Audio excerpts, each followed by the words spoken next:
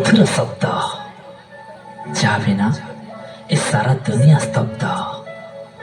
ସ୍ୱାର୍ଥପର ଏ ଦୁନିଆରେ ମରିଯିବା ପାଇଁ ତ ଅନେକ କାରଣ ରହିଛି, କିନ୍ତୁ ବଞ୍ଚିବାର ଏକମାତ୍ର କାରଣ ହେଉଛି ମୋ ମା। ସେଦିନ ମୋ ଦୁନିଆ ଅନ୍ଧକାର ଥିଲା, ଆଖି ବନ୍ଦ ଥିଲା, କିନ୍ତୁ ନିଶ୍ୱାସ ଚାଲିଥିଲା। ଯେତେବେଳେ ମୁଁ ଆଖି ଖୋଲି ଦୁନିଆ ଦେଖିଲି, ଜୀବନରେ ପ୍ରଥମ ଥର ମୋ କାନ୍ଦ ଦେଖି ମୋ ମା ହସିଥିଲା।